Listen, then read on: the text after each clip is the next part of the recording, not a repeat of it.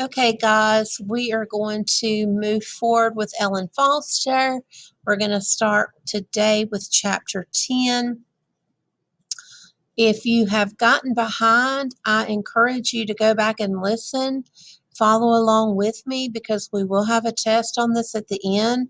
Um, and it's not just for recall. I'm going to ask you to do some characterization with Ellen and think about maybe how she changed from the beginning to the end. Okay, chapter 10. When it turned summer, I went to my mama's house. All that summer was a bad time, and no matter how hard I try, I still remember her sad. I told Roy and Julia I had rather go to the reform school or even get on the chain gang than stay and go with her. I did not know her good, but she caused a knot in me just thinking about her face. So she's talking about her grandma, guys, and we can learn a lot from people just the way they interact with us and the way they look at us. So that kind of is a foreshadowing too to let me know that maybe things weren't so great with her grandmother. So I want you to think for just a second, why do you think her grandmother may not like her? All right. So they had sympathized, but there was not a thing they could do anymore because the courts had ordered her to go there. They said that they would see me on visits, which we did not have because Julia got fired and they had moved away. She sends me a letter now and then when you least expect it. It makes me slow down and sad to think about my mama's house. All the time was like a record you play a wrong speed. Before I left, I packed all of my things that would fit in one box and wiled the rest to Julia and Roy and willed the rest, to Julia and Roy. Some of these things might come in handy, I said to them. Maybe it is wasteful to scatter your worldly goods from hither yon, but I never wanted to have more than would tie up or tape and down in a box. All I really cared about was accumulating with money. I save a bundle. My mama's mama picked me up in her long car that was like the undertaking car, only hers was cream. I told Roy and Julia one more time I did not need to go. If we have to live together, the least you could do is talk to me like you know I'm in your car, is what I wanted to say to her. I figured she would warm up to me, but all she asked on the way to her house was, when does school start again? Lord, it just ended, and I am sure am looking forward to summer at your house, I said as an icebreaker. I ask when your school starts back. I do not need a commentary, is what she said back to me, hot. So September. I said September. She said my answer quick and on time, like the army way. I saluted in my head. I just kept guessing she was nervous around strangers. She would soften up. But if I knew then all I know about her now, I would have jumped out of that car, moving hell tight, and high-tailed it.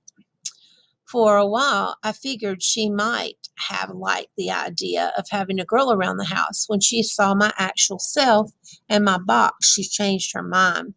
You cannot blame her. I'm not exactly a vision, but Lord, I have good intentions that count. I decided I would make the best of the situation because you can generally adjust to somebody with money to burn. She might be a witch, but she has the dough, is what I decided to tell myself. But by July, I called her the damn witch to myself, and all the money she had did not matter to me anymore. That is something when you consider how greedy I am. The first few days at the house, I mainly walked around and looked, but did not touch. God, she had it all. A colored woman just to cook, and another one to make your bed and dust the whatnots, not dime store whatnots. You could tell them costly items. Collectibles, I know now to call them. Egyptian type candy jars. She could sell museum tickets, I thought. All this stuff collecting dust could go to good use. She could turn a profit, I thought. Her furniture was chiseled out of wood, and the chairs had curvy figures on them, not just brown and worn out. The colored lady said the pieces had aged and appreciated. She said It was like it was all part of hers. Ha! I said to myself and looked some more. The curtains were not sheets sewed either. You could wrap yourself in one and stay warm. My mama sewed sheets for my old house. I always figured that was using your head. My room was my mama's room. She had when she was little. It had a canopy bed and a fireplace for show. My mama's mama said she gave me that bedroom because I deserved it. It took me a long while to figure out that that room was not a prize or a present for being, uh, hold on, sorry, for being sweet. I started to think she knew what all I would see dancing around in that fireplace and how I would need the lights on all night. She would catch me snooping around sometimes and say to me, I'll break your little hand if you touch that basil. No joking, but serious, to make me think of how a broke hand might feel. I would go off by myself and imagine turning my buddy Starletta loose in here. She would have a rampage in one room and out the other. Or maybe I would invite the whole family that eats off records. Nobody needs 4 sets of dish plates anyway. They can visit while you are at the beauty parlor, I thought. I felt better to imagine it all. At least it was funny to me. And all the time I was dying to know why she was so mean. Some days I felt like it was torture chamber, and I counted the days at school. I was there for a week when she said she had found something to do with me. Finally, I thought. On the first Monday in June, she woke me up with the sun and said, It's time to get to work. She had found me a job for me, I thought. I figured we were going out to deliver newspapers. She would drive and I would pitch the papers out of the car. But she drove me instead to the cotton field and said to come home for lunch. And then she said, ask someone what to do before she drove off. 5 or 6 people were already chopping, and they were far down the rows, not noticing me. I just looked. Then the biggest lady yells, You better get a row. And I be damned if I'll do it myself, I said.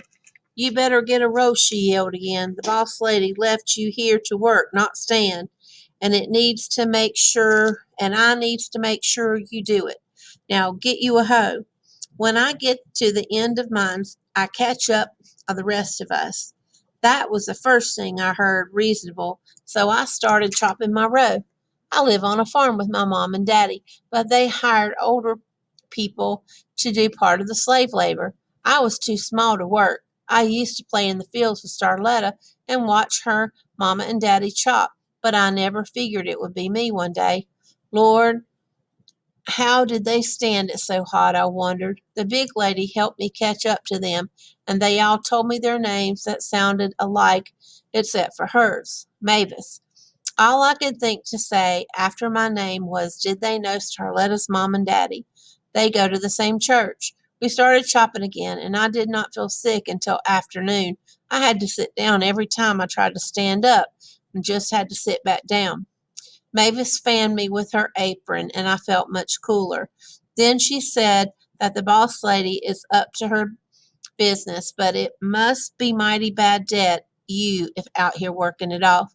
There is no sense in a white child working in this heat. I can hardly stand it my own self. I felt better in a minute. You sit here and rest some, and you is not wearing a hat on your head. What you think the sun won't fry your brain, Lord child? The next morning I got a straw hat out of the garden shed and wore it all day. It felt cooler all over, and I didn't get sick any more. While I worked, I mainly counted my head or recited the poems I knew good to myself. You can keep time with the hoe chopping around the plant. It breaks up the day. I tried not to think and work at the same time because that made it slow. If I did not think, though, I wondered about Roy and Julia and how the chicken shit worked out. Then I would need to get back off the beat of my poem. Whenever I felt behind, Mavis would catch me up. She said they were born to chop, and that's how they could work so fast and steady. She would say and laugh, but it wasn't funny to me.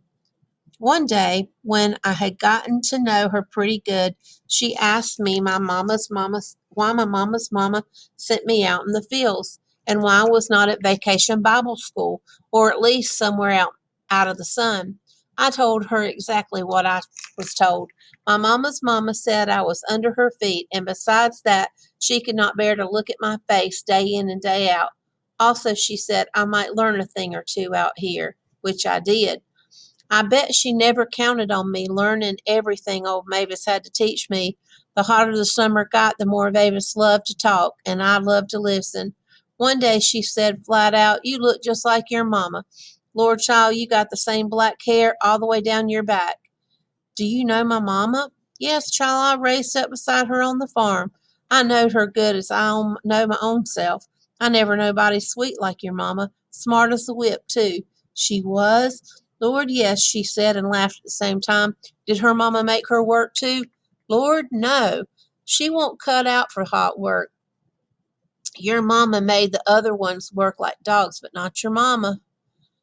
"You don't plan to tell Boss Lady I'm telling you anything, do you?" "Oh, no," I said, "so maybe you could tell me more." She told me enough that summer to let me know I was not the only one who thought my mama's mama was off her rocker. She said the Boss Lady had always been peculiar, but ever since my mama died, she acted touched. I did not need to ask touched with what because I already knew.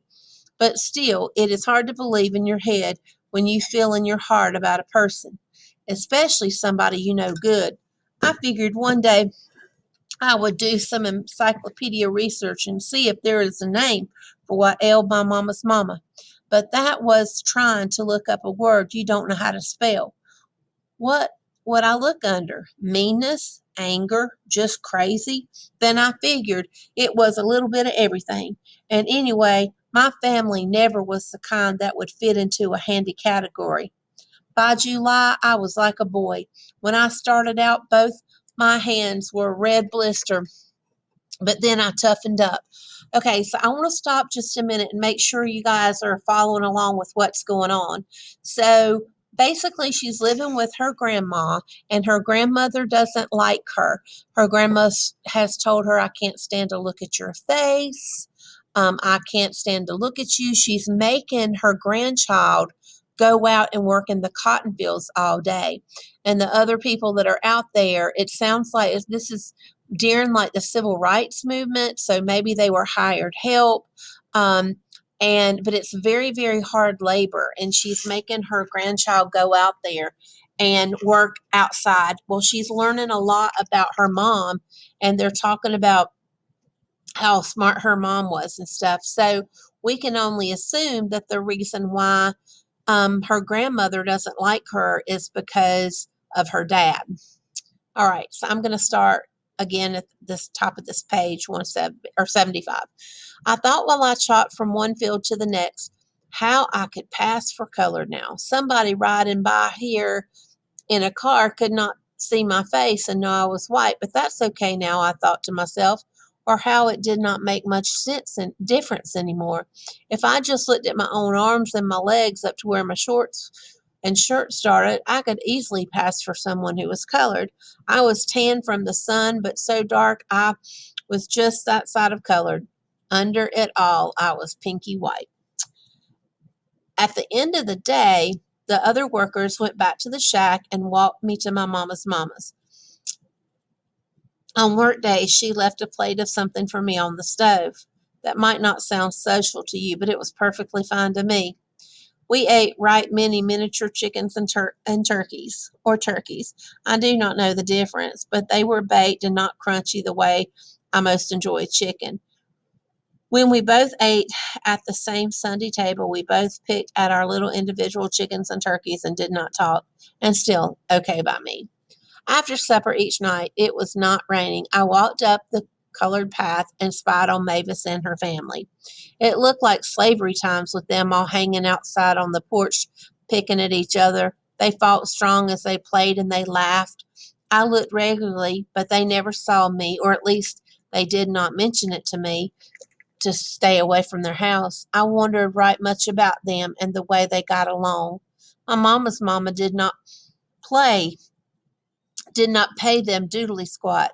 I saw the amount she had written on the envelope she handed Mavis every Friday. She did not pay me a cent except room and board. I kept figuring up how much I was worth an hour. But Mavis and her family showed up in the field every day when I was thinking of how I would save up my money and leave if I was old as them. I guess it never dawned on them just to pack up and leave. All right, so let's talk a little bit about during that time. This was obviously after slavery, and a lot of these people that lived during that time, especially if they were black, they didn't have a lot of the same opportunities. And so they're working for this mean lady. She's probably just paying them enough to get by.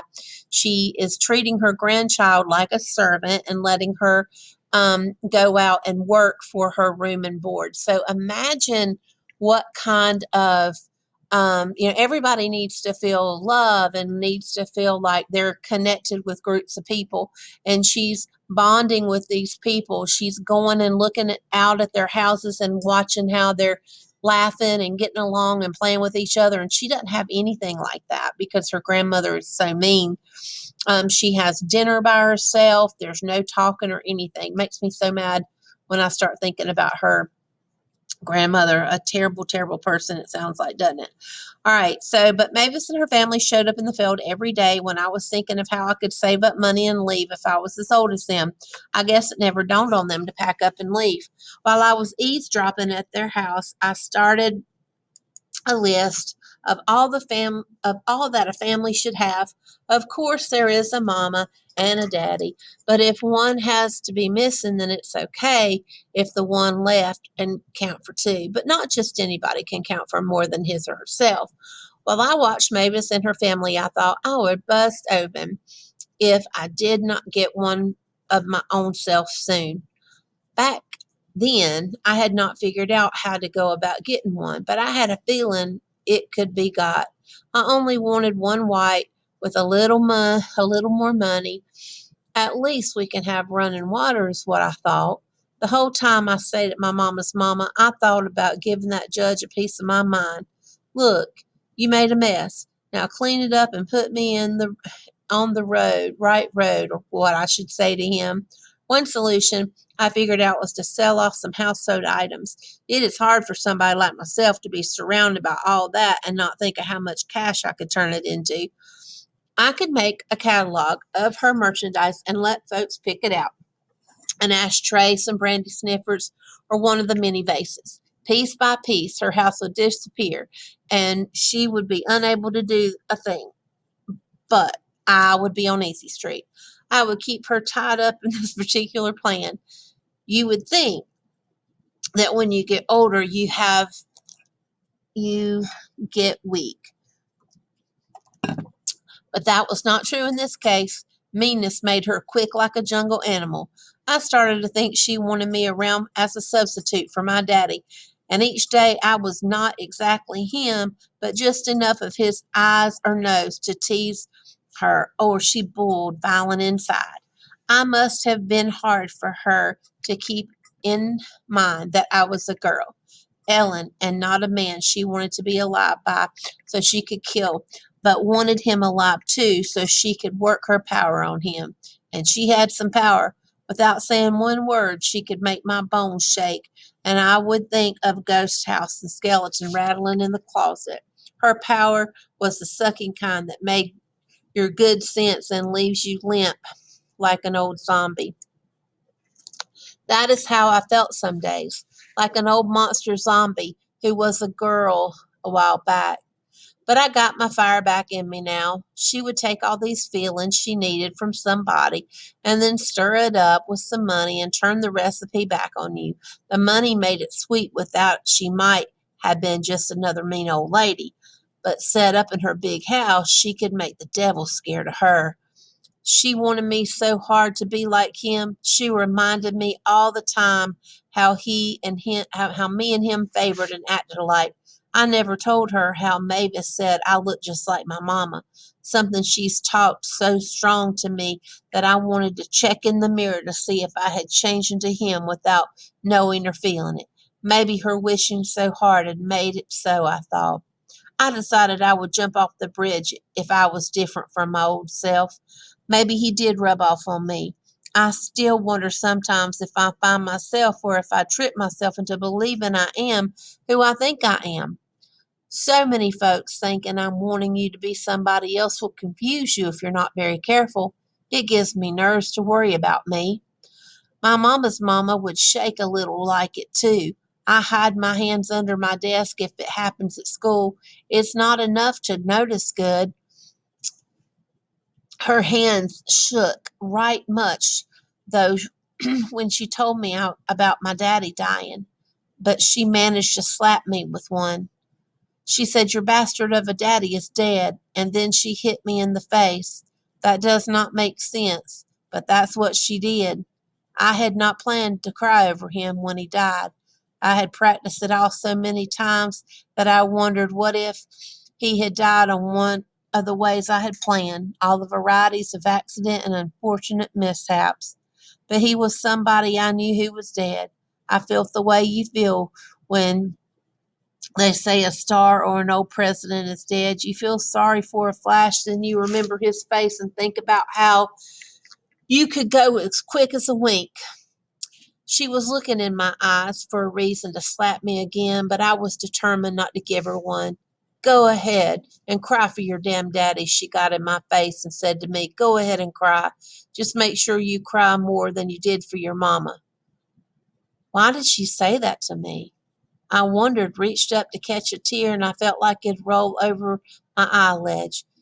But she grabbed me shaking hand with her hand shaking and said to let it be a last tear I ever shed. I still wondered how long she meant that rule to last. You can bet we did not go to his funeral.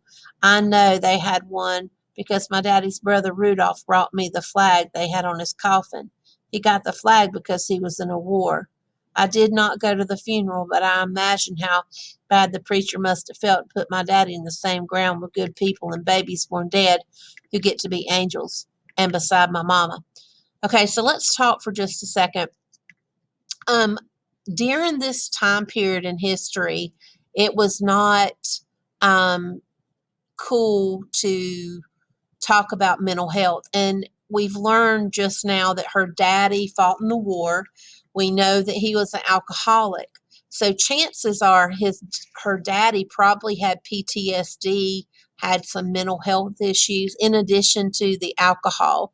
And I think her grandmother hates her dad so much because she lost her daughter to him, Ellen's mama. And so, even though she doesn't like the dad, it's so terrible to think that she would treat Ellen that way because Ellen is not her dad. So, I'm feeling really sorry for Ellen. I don't know about you, but it's pretty sad. Okay, they put her in a box too, him in a box. Oh, shut the lid down hard on this one. Nail it with the strongest nails. Do all you can to keep it shut and him in it always. Time would make him meaner to me if he would get out and grab me again. Go ahead and look, said the magician. I do not want to look. It's an illusion. Look in the box and see what is in there. I don't want to see. Go ahead, said the magician. There is nothing to be afraid of.